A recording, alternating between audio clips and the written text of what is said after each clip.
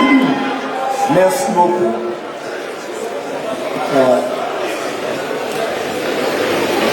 Avant de prendre la parole, je voudrais vous inviter humblement à observer avec moi une minute de silence pour tous les Camerounais sans distinction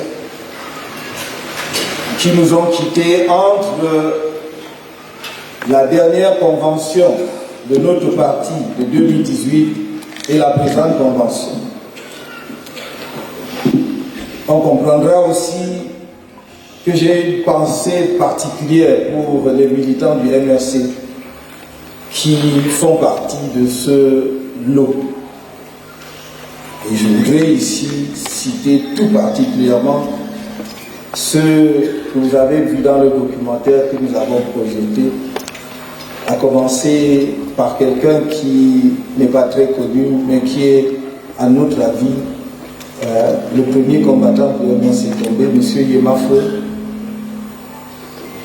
Et donc j'ajoute Rodrigue Daguio Koufet. Puis nos alliés, deux d'entre eux sont partis, M. Christian Bendaïboka, Paul-Éric Kingué et notre remarquable défenseur, le talentueux maître Sylvain Sour et celle qu'il avait formée, maître Colombo.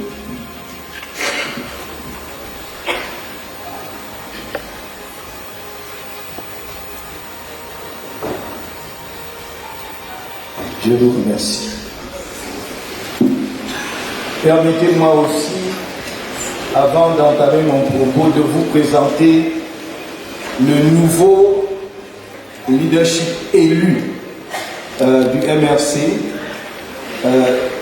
qui sont élus avec moi sur une liste, parce que c'est un scrutin de liste et non un scrutin uninominal, c'est-à-dire les 5 vice-présidents du mouvement pour la renaissance du Cameroun, le secrétaire général du parti et le trésorier national du parti. Alors je vais les appeler les uns après les autres et les inviter à venir auprès de moi pour qu'on les présente, en particulier à nos invités puisque les délégués les ont oubliés. Je voudrais demander d'inviter ici le premier vice-président de notre parti, M. Mamadou Yacouba Moïse.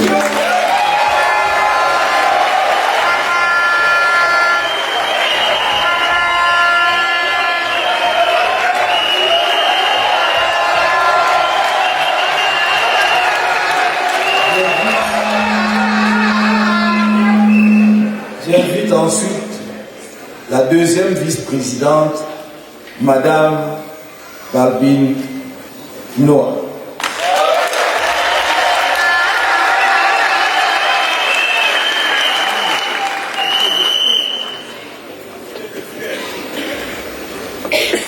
Le troisième vice-président, Maître Emmanuel Sy.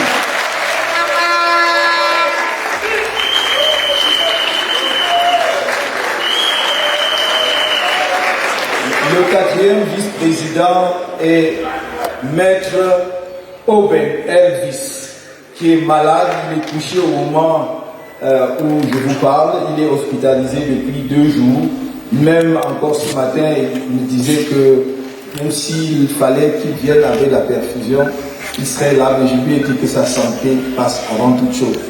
Donc, Maître Elvis Oben, qui est avocat de Kima, il est le quatrième vice-président.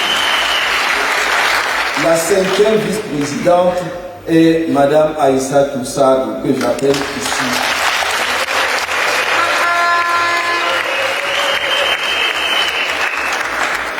Le secrétaire général que vous connaissez fort bien est Barrister Chief Don Christophe.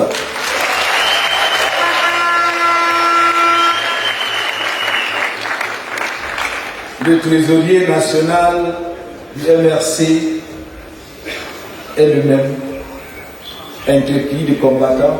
C'est le professeur Alain Fougueté, donc qui est en prison depuis Voilà donc les membres de ce que nous pouvons appeler le présidium du mouvement pour la renaissance du Cameroun. Je vous remercie.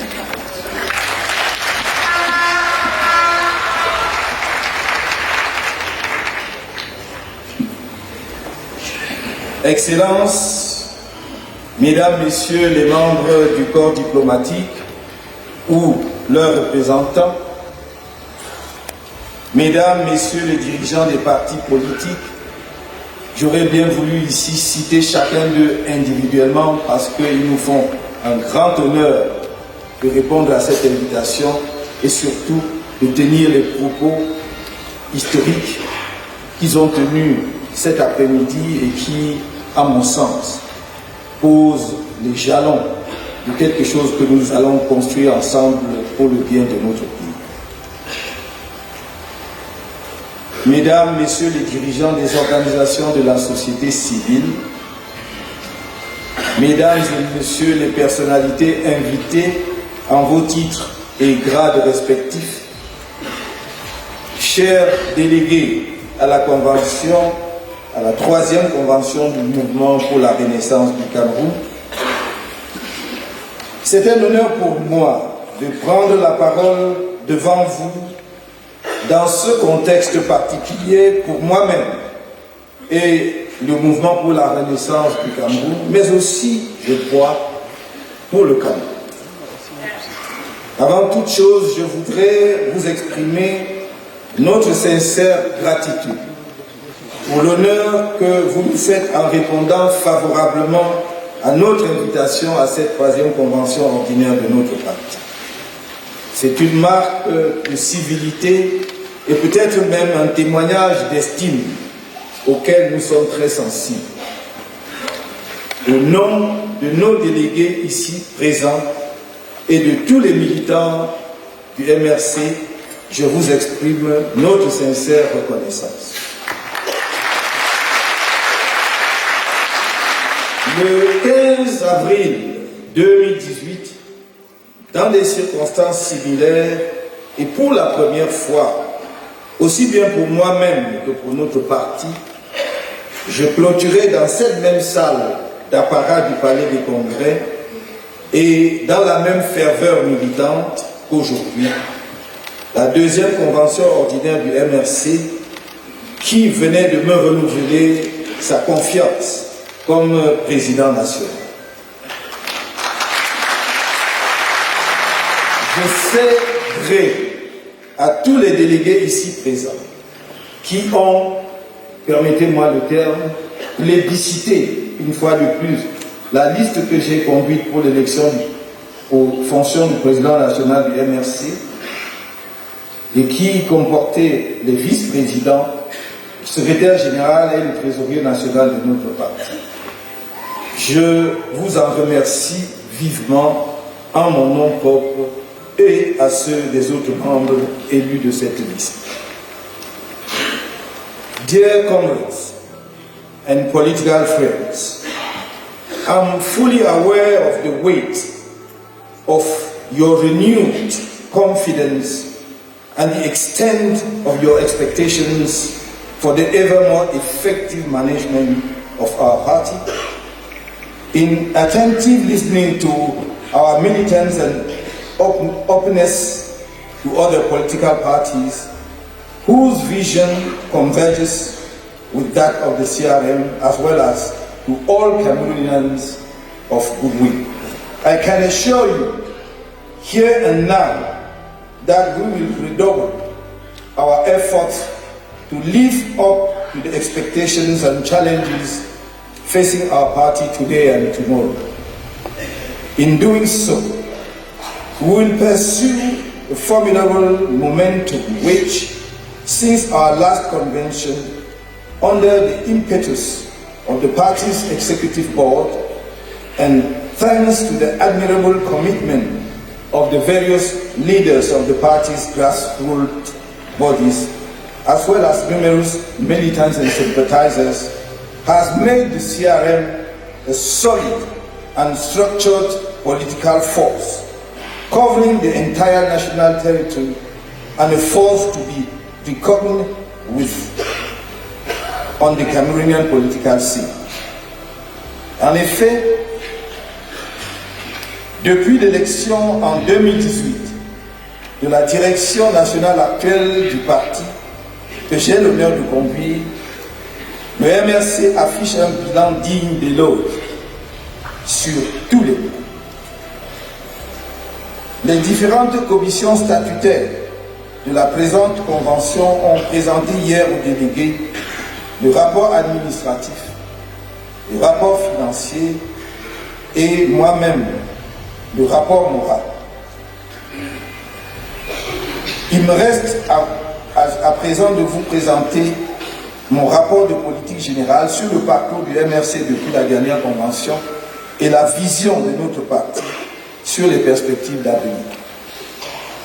Chers camarades et amis politiques, en me portant à la tête de notre parti en 2018, vous faisiez de moi le candidat du MRC à l'élection présidentielle du 7 octobre 2010. Notre participation à ce scrutin mémorable a ouvert la voie à une exceptionnelle aventure politique qui s'est conclue, comme vous le savez, sur un hold-up électoral.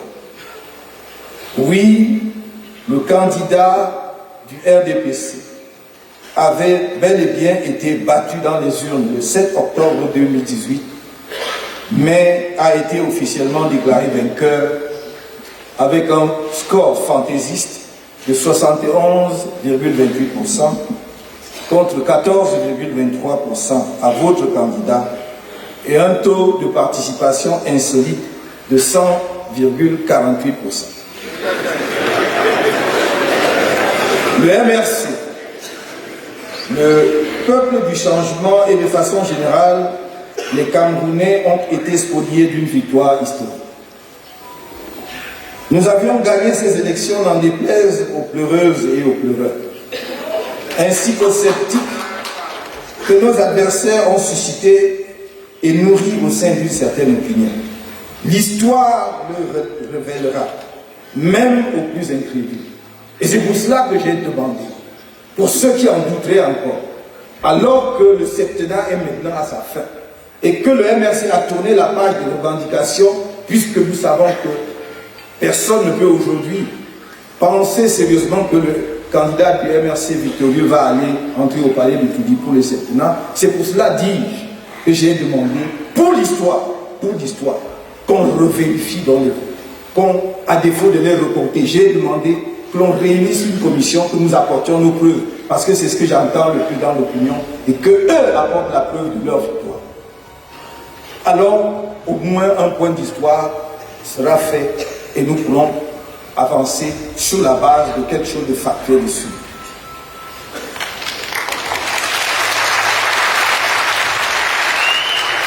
Nous avons essayé par tous les moyens pacifiques et légaux de faire éclater la vérité aux yeux des Camerounais et du monde. Nous avons demandé le recomptage des votes en vain. Nous avons confondu devant le Conseil constitutionnel les représentants de notre adversaire qui ont produit 32 PV trafiqués et sans signature en montrant factuellement la fausseté de ces documents fabriqués à la hâte et pour les besoins de la cause. Nous avons saisi la Commission africaine des droits de l'homme et des peuples d'une communication à ce sujet afin qu'elle fasse la lumière sur qui avait tort et qui avait raison. Le pouvoir en place a perdu les élections mais conserve par la force de la représentation de l'État au Cameroun tous les pouvoirs que l'État peut exercer. Et il les a utilisés pour bloquer notre procédure devant la Commission africaine des droits de l'homme depuis 2018, y compris en utilisant nos compatriotes qui servent dans les institutions des droits de l'homme de l'Union africaine. Nous les connaissons. Ils peuvent seulement masquer la vérité pendant un moment, mais la vérité éclatera toujours. Que ceux qui ont ainsi usurpé le pouvoir par un hold-up électoral continuent d'en jouir pour le septennat en cours. Ce n'est plus notre affaire. Ils auront réussi à voler un septennat au peuple camerounais. Un septennat qu'ils ont gaspillé et au cours duquel ils ont achevé de montrer, même à leur soutien les plus inconditionnels au Cameroun comme à l'étranger, qu'ils n'ont aucun projet pour ce pays et aucun amour pour le peuple camerounais. Ils veulent perpétuer ce vol politique lors des échéances à venir. C'est au peuple camerounais et à lui seul de décider s'il veut que ce désastre national continue ou s'il veut ouvrir une nouvelle page de son histoire, inaugurer une nouvelle ère avec des hommes et des femmes de tous les horizons du pays, porteurs de valeurs et d'un projet ambitieux de développement accéléré, de progrès partagé et de rayonnement international. Depuis le lancement en novembre 2018 de la résistance nationale à la suite du hold-up électoral, nos militants et notre parti ont souffert et souffrent encore le martyre. Rien ne nous a été épargné. Arrestations arbitraires, détention illégale, traitements cruels, inhumains et dégradants, tortures, graves blessures par balles et j'en passe. En raison de leur ampleur sans précédent dans le Cameroun indépendant, de leur gravité, du fait de leur violence inouïe, de leur caractère haineux, les crimes perpétrés contre nos militants pacifiques, manifestants à main nue, relèvent de la catégorie des crimes contre l'humanité. À ces atteintes graves aux droits fondamentaux de nos militants s'ajoutent les vexations à l'endroit de notre parti. Ostracisme administratif, se traduisant par l'interdiction de nos manifestations publiques ou la multiplication des obstacles au déploiement des activités du MRC sur le terrain, y compris l'interdiction dans certaines localités du pays, l'élection interne pour le renouvellement des organes de base de notre parti, même dûment déclaré aujourd'hui. Violence judiciaire à travers des procès en embuscade, en l'absence de nos camarades détenus, alors qu'ils n'étaient pas simplement extraits des prisons. Fabrication de faux documents judiciaires pour les accabler. Violation systématique de leurs droits ou refus de son application, alors que le magistrat est tenu de juger suivant la loi et sa conscience. Mais d'abord suivant la loi. Prononcer systématique de lourdes peines d'amende aux prisonniers politiques du MRC, pourtant déjà condamnés à des peines de prison injustifiées et iniques. Blocage du compte bancaire de notre parti depuis 2020, la liste n'est pas exhaustive. Dans son avis du 4 novembre 2002, le groupe de travail sur la détention arbitraire des Nations Unies a constaté que les arrestations par certains de nos camarades, lors des opérations de traque violente des 26 janvier, 1er et 10 juin 2019, des 18 et 22 septembre 2020 et du 21 octobre 2020 sont arbitraires et donc les détentions et le jugement des marcheurs pacifiques sont illégaux. En conséquence, il a recommandé à l'État du Cameroun leur libération immédiate ainsi que leur dédommagement. Malgré cet avis, dont les termes sont sans appel, nos camarades, devenus de véritables otages politiques, sont minutieusement maintenus en prison. Le MRC demande une fois de plus et solennellement leur libération immédiate et sans condition.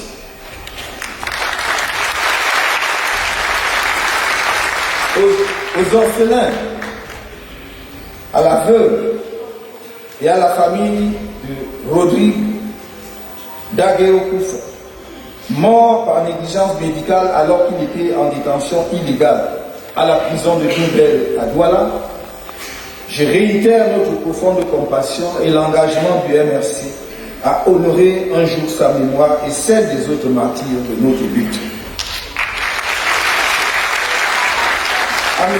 Pascal Zamboué, kidnappé en octobre 2020 et toujours illégalement détenu à la prison centrale de Kolengi à Yaoundé, aux orphelins de Suzanne Zamboué, assassiné au domicile familial en 2023, et dont la tournure curieuse des enquêtes sur sa mort, notamment l'arrestation et la mise en détention provisoire de son fils dans des conditions dénoncées par les avocats de la famille, fait craindre qu'elle ait été éliminée pour des raisons politiques.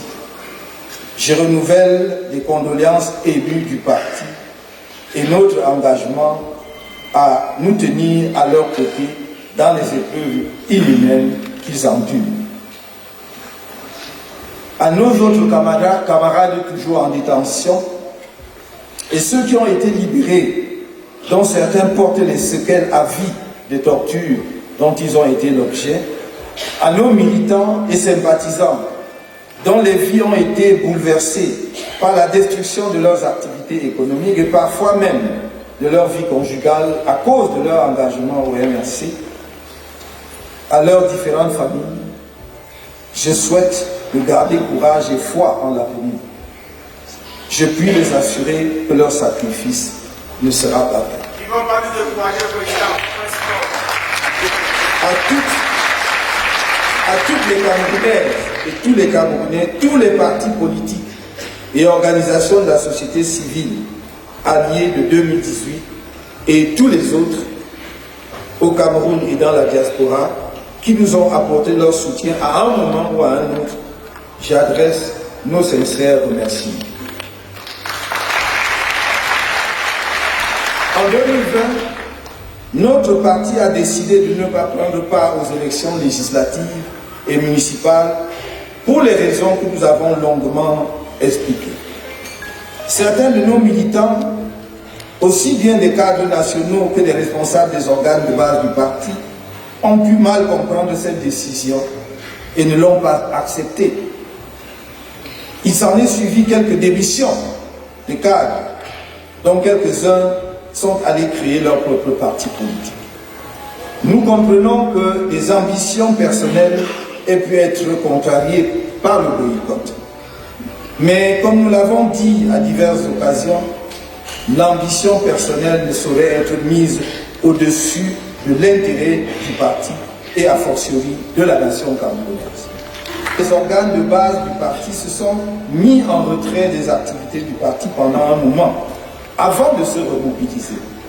Mais je puis vous assurer que l'écrasante majorité de nos militants avaient compris et soutenu pleinement la décision de boycott de ces fameuses élections que le régime avait transformées en un piège politique qui allait se refermer à jamais sur notre parti.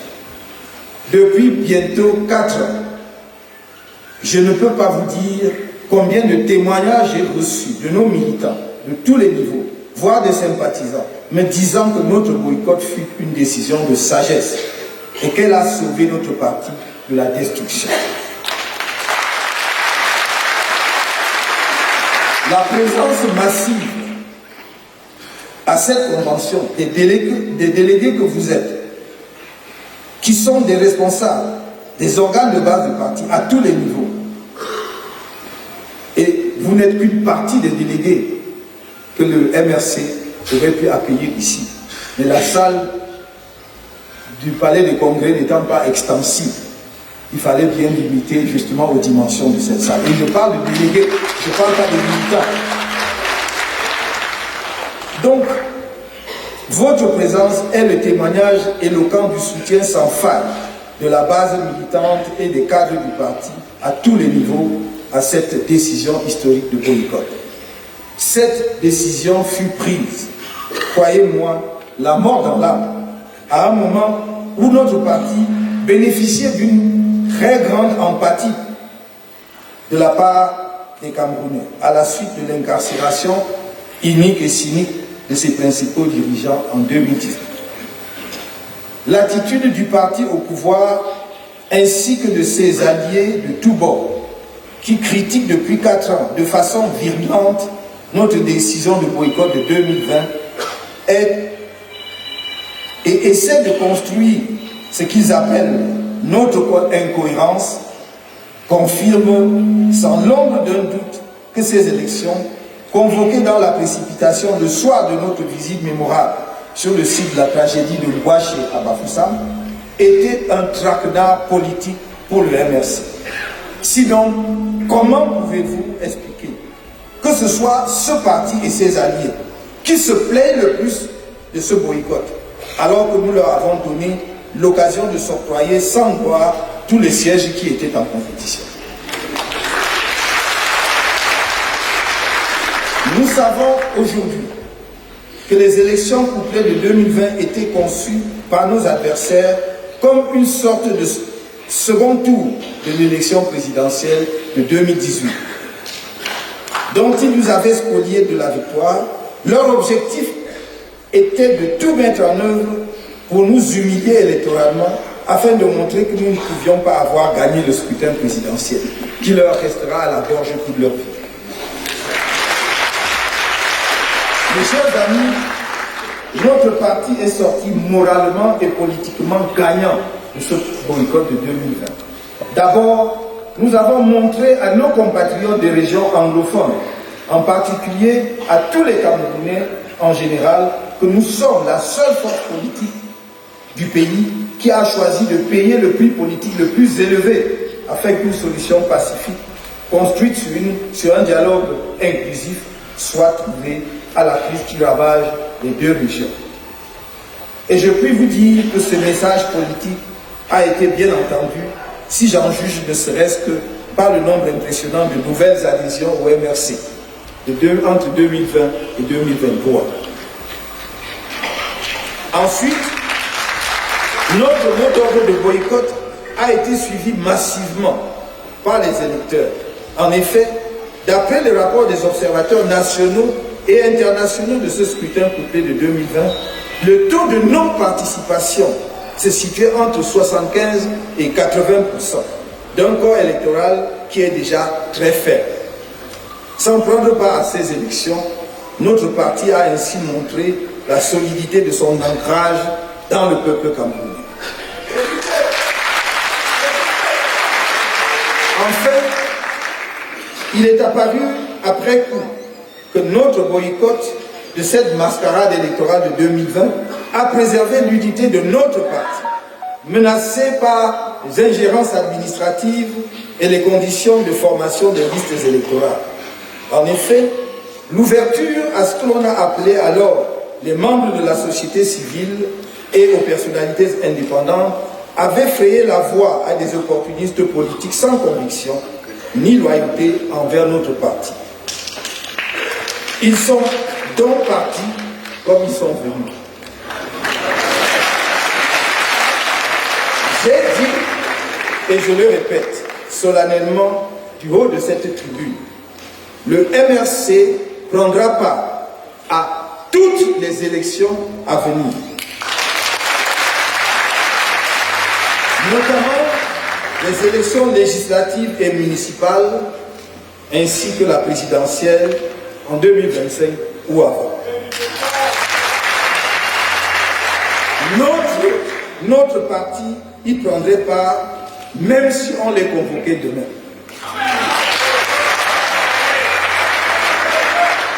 Je ne peux rien faire pour ceux que cela dérange. Qu'ils ne perdent pas leur temps à mentir aux Camerounais, que nous ne pourrons pas prendre part à l'élection présidentielle parce que nous avons boycotté les élections de 2020. Je dis et je le répète, nous participerons à l'élection présidentielle, même si elle était convoquée demain.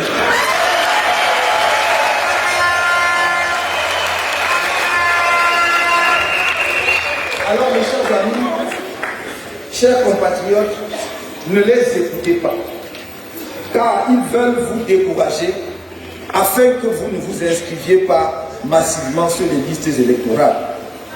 Ils ne veulent pas que vous alliez voter pour libérer notre pays et mettre en mouvement le train glorieux de la Renaissance nationale. Dites-leur qu'ils ne vont plus vous avoir avec leurs mensonges. Que le changement passera par chacun de vous dans la paix et par les urnes. Attention, ne commettons pas l'erreur de focaliser notre attention et notre énergie uniquement sur l'élection présidentielle à venir. Nous devons prendre les élections les unes après les autres, comme elles viendront.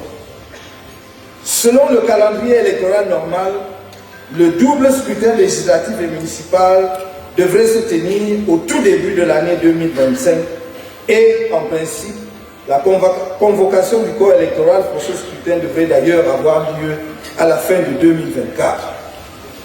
Ce double scrutin est crucial.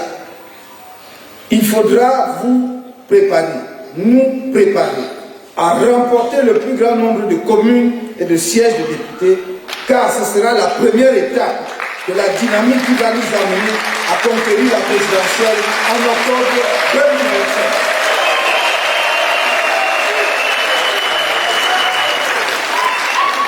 À l'occasion de mon message de fin d'année 2022, j'ai alerté l'opinion publique sur le fait grave qu'Elekam fausse le jeu électoral au profit du régime en place, avant même le jour des élections, en faisant stagner le corps électoral depuis 2012, à la fois par son inaction et, dans certains cas, par le refus d'inscrire certains citoyens camerounais sur les listes électorales, notamment dans la diaspora.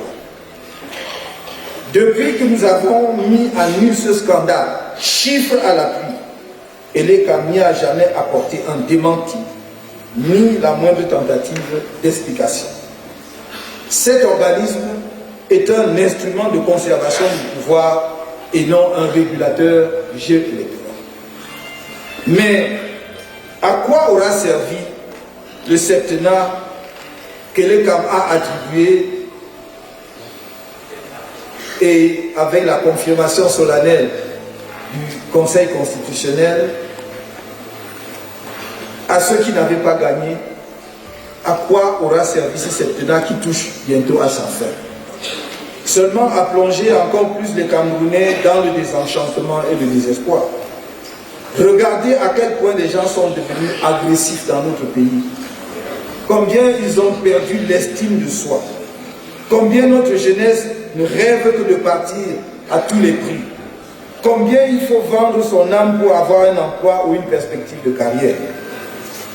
Pays sans repère moral, sans respect de rien, où l'on jalouse le voisin qui essaye de survivre, au lieu de se demander pourquoi on n'arrive pas à survivre soi-même.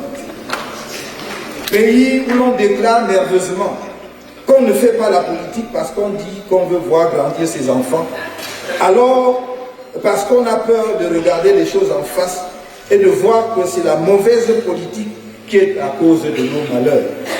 Le pays se délite, croule sous un endettement colossal et le fameux slogan « Émergence » en 2035 est définitivement un mirage. Car dans plusieurs coins du pays, de nombreuses femmes continuent de perdre leur vie en donnant naissance. Donc, elles perdent leur vie en donnant la vie.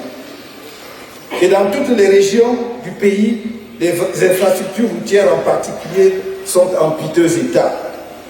À quoi donc a servi ce septennat volé, sinon à semer plus de haine tribale, plus de division entre les Camerounais, aller monter les uns contre les autres pour le plaisir d'un pouvoir que l'on croit acquis pour l'éternité.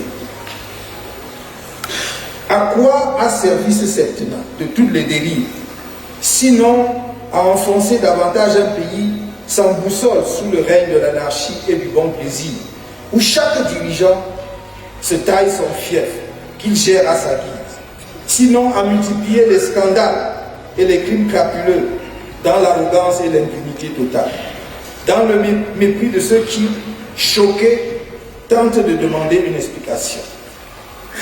Voici les nouvelles plaies du Cameroun.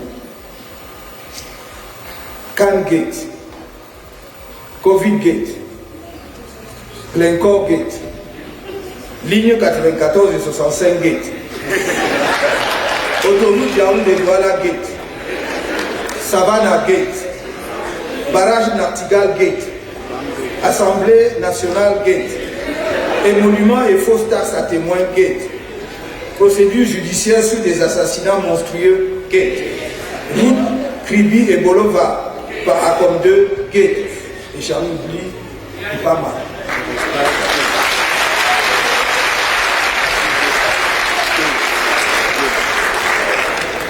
At one time or another, we have all been struck by the violence of the attacks against living together in our nation, the tearing apart of the social fabric by galloping abject poverty, the collapse of parts of our economy, and the decline of our influence in Africa, starting with Central Africa.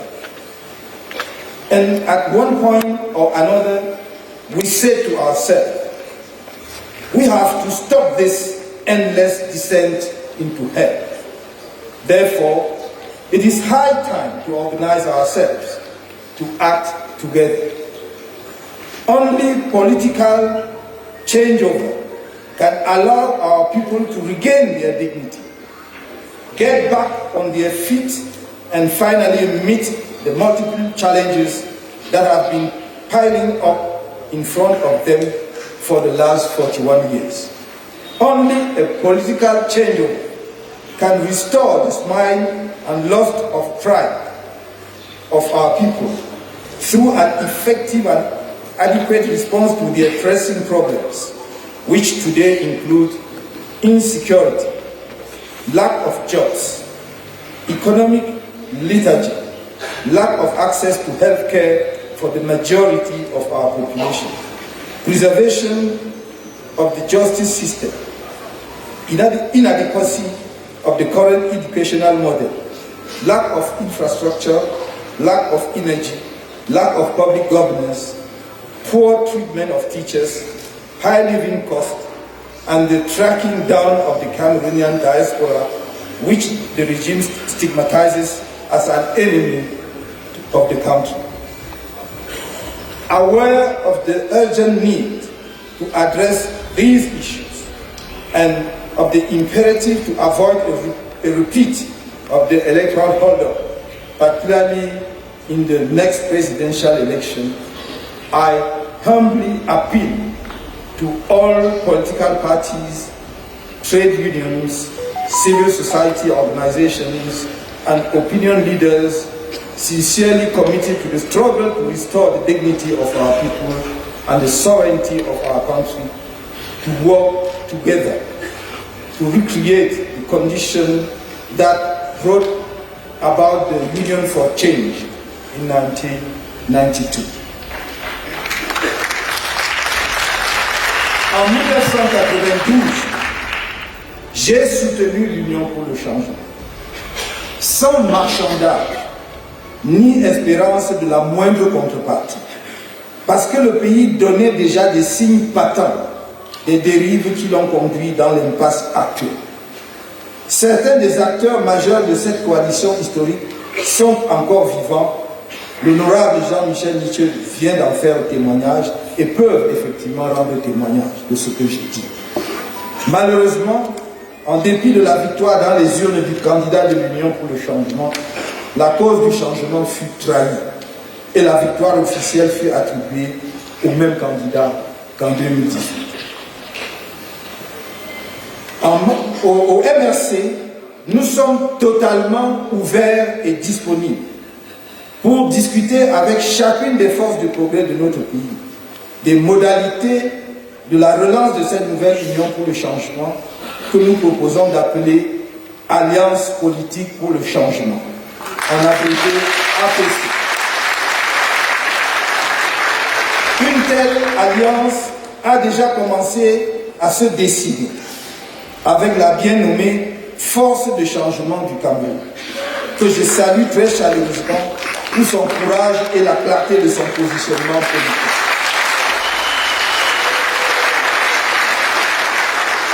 Au regard de la situation générale de notre pays et surtout des enjeux, il ne devrait plus y avoir de place pour les égos, les rancunes, les petites vengeances politiques parmi nous qui disons lutter pour le bonheur du peuple camerounais.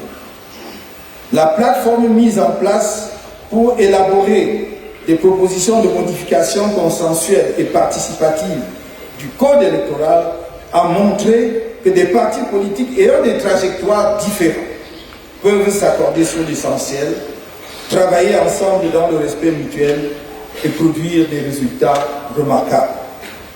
Ces partis politiques, en l'occurrence l'UDC, le PCRL, le SDF, l'USDP, le MP et le MRC, pourraient, à mon sens, constituer avec le FCC, l'AFP et les organisations de la société civile et quelques personnalités proéminentes qui se sont déjà exprimées, le socle de cette alliance politique pour le changement.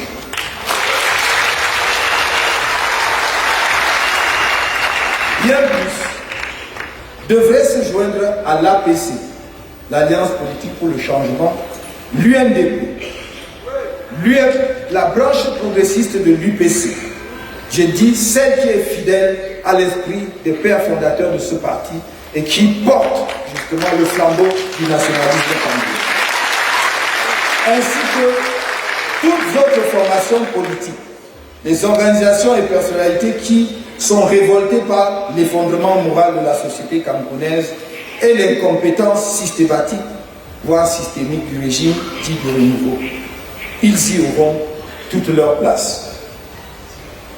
Au-delà de ceux qui sont ouvertement engagés dans la lutte pour l'alternance et le changement dans notre pays, l'Alliance pour le changement travaillera avec nos compatriotes de tous les horizons, y compris les militants et sympathisants du régime en place, qui partagent une vision d'un Cameroun apaisé, rassemblé et tendu vers l'idéal commun de justice et d'équité, de prospérité partagée et de rayonnement international. Je les exhorte à ne pas se mettre en marge de la puissante dynamique populaire et républicaine portée par le seul intérêt de notre peuple et de notre pays. L'échec patent du pouvoir en place n'autorise pas à douter du patriotisme de tous nos compatriotes qui ont servi ou qui servent encore l'État. Parmi eux, on trouve des femmes et des hommes de grande valeur et à l'esprit républicain avéré, dont le zèle au service du bien-être de nos populations est souvent étouffé par la logique propre au leadership du système gouvernant en place.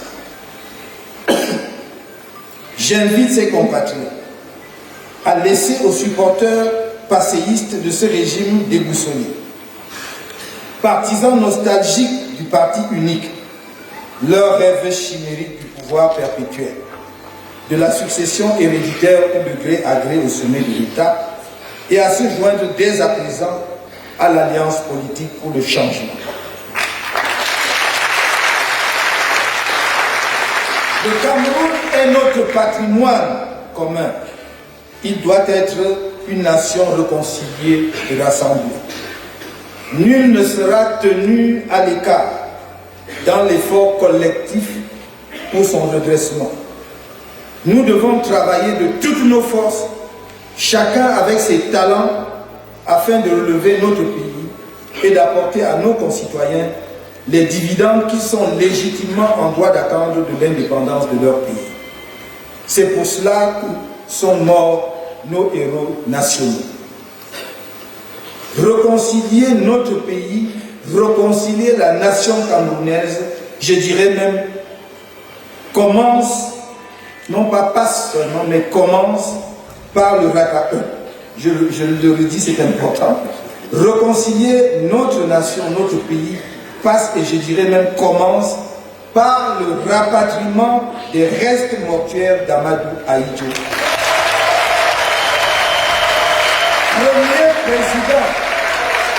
Premier président du Cameroun indépendant, dans leur terre natale. Et Amadou Ahidjo doit recevoir des obsèques officielles. Non pas parce fut irréprochable, mais parce qu'il fut par-dessus tout un bâtisseur remarquable. C'est une nécessité historique, un devoir républicain, et pour les Africains que nous sommes, un impératif culturel et spirituel. J'espère que je me fais comprendre. Un impératif culturel et spirituel. Je souligne que l'alliance politique pour le changement doit être pensée et articulée pour gouverner le pays dès le lendemain de la proclamation de sa victoire, afin que des réponses rapides soient apportées aux nombreuses attentes du pays. Elle doit permettre au Cameroun de faire un saut qualitatif dans son développement et de contribuer activement à la construction de l'Afrique nouvelle. Dans cette optique, le Cameroun, maître de son destin, maître souverain de son destin, entretiendra des relations amicales et confiantes avec ses partenaires traditionnels et toutes les autres nations et institutions internationales de bonne volonté.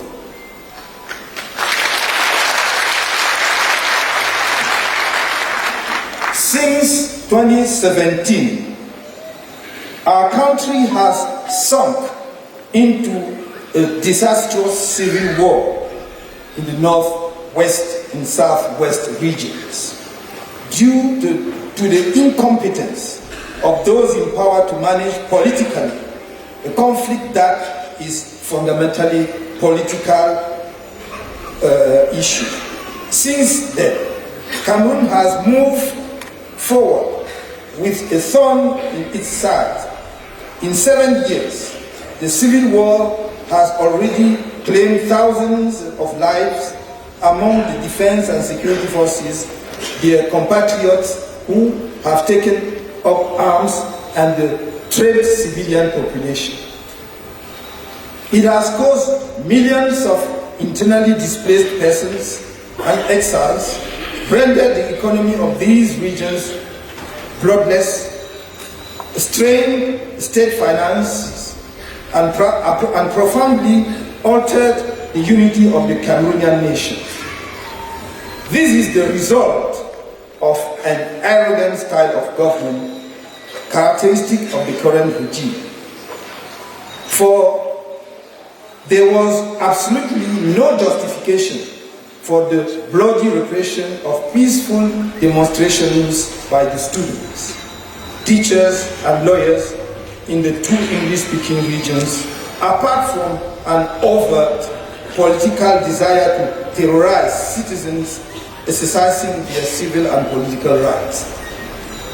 Our valiant defense and security forces were used to settle political claims through arms, claims that can only be resolved sustainably through inclusive and sincere political dialogue. Indeed, there is a lasting political solution to the war that is ravaging the two English-speaking regions and seriously hampering the Cameroonian nation's development plans and ambitions to become one of the leading powers in Africa and of tomorrow. And that solution is the establishment of a federal state in our country. The CRM has come out clearly in favor of federalism, which will enable the federated states, in particular, to enjoy broad autonomy in the management of their own affairs, to preserve the cultural specificities claimed by our compatriots in the English-speaking regions, and to accelerate the country's overall development by increasing efficiency in the choice and implementation of development programs by the federated components of the state.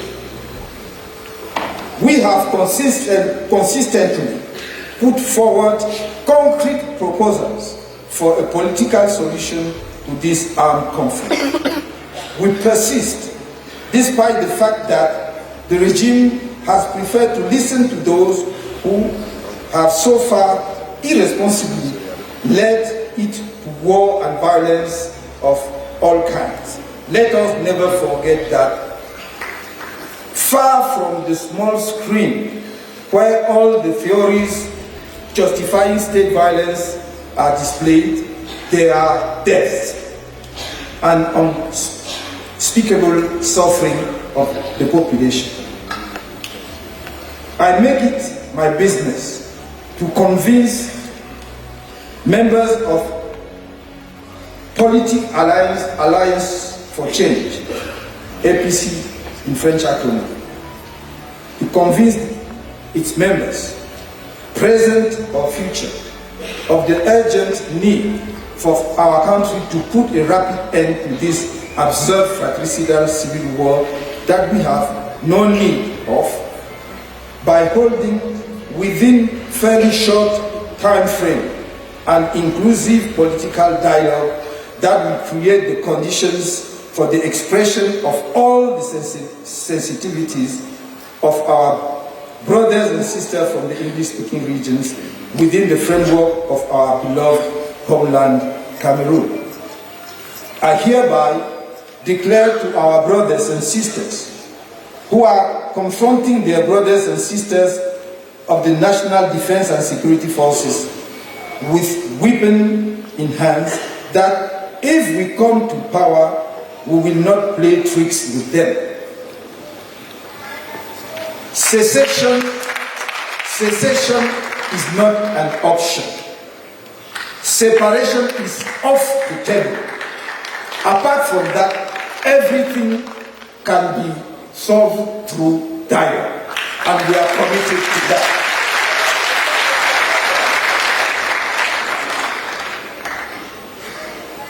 I assure them of our patriotic good faith so that together with them we can finally find a definitive solution to the problems posed within the framework of a Cameroon that wants to be the cradle of all its children and all our ancestors.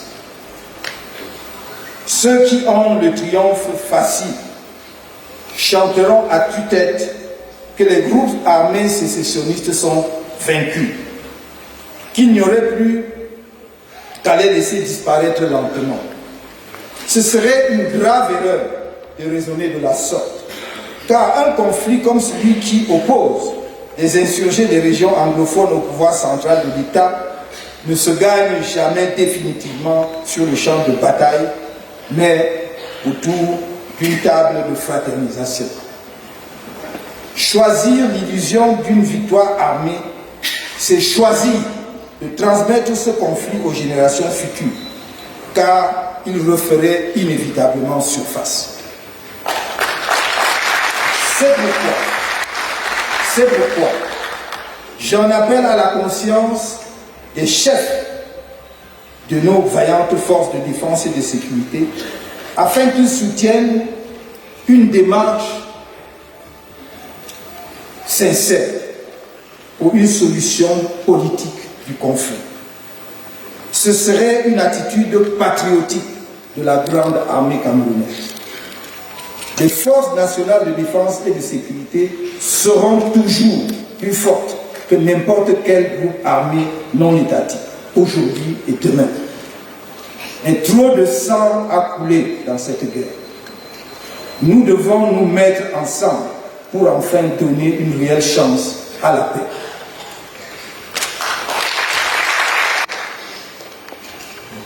Mesdames, Messieurs les invités, nous avons proposé la formation d'une alliance politique pour le changement afin d'assurer une alternance politique démocratique au Cameroun en 2025 ou avant. En me reconduisant à la tête de notre parti, la 3e convention ordinaire du MRC a fait de moi le candidat de notre parti à la prochaine élection présidentielle.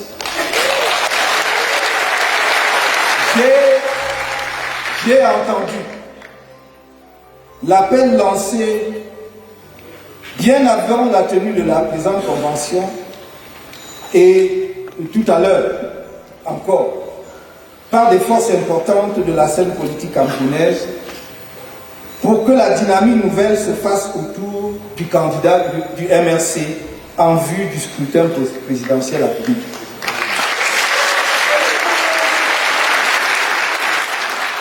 J'ai l'honneur d'annoncer ici que j'accepte d'assumer la mission historique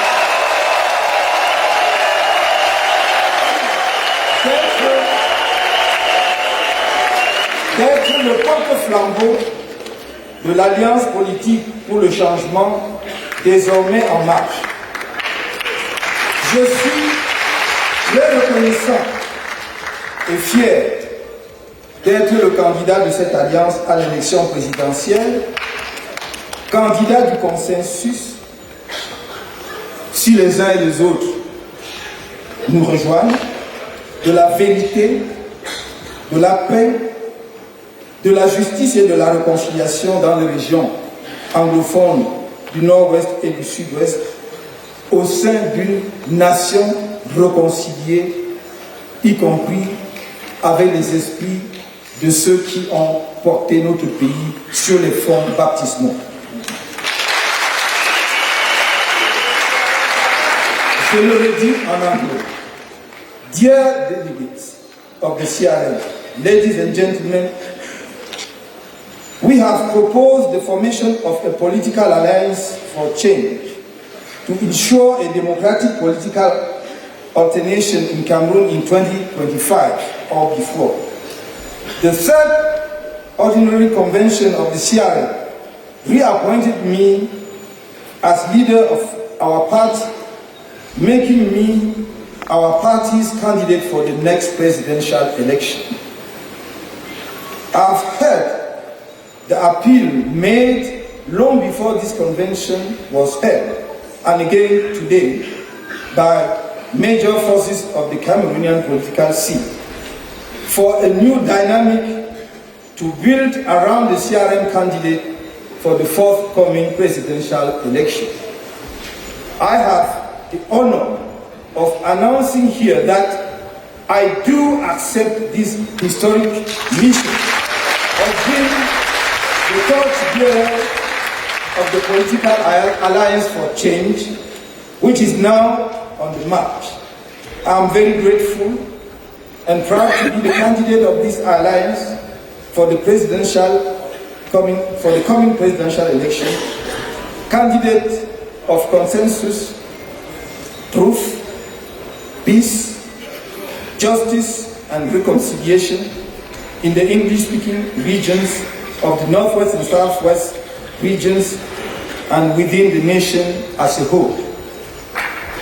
J'accepte cette charge exceptionnelle dans la continuité de mon dévouement constant au service de notre pays et avec une conscience aiguë des responsabilités inouïes que cela implique.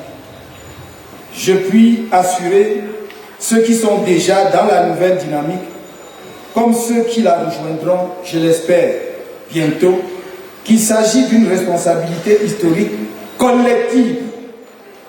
Ensemble, redonnons espoir au peuple camerounais que notre avenir est possible. Un avenir débarrassé de l'impunité et où la reddition des comptes est un impératif.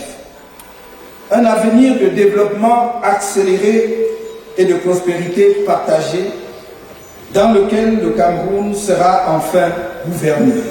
Pour ma part, je réitère mon engagement renouvelé en diverses circonstances devant le peuple camerounais. Je ne vous trahirai jamais.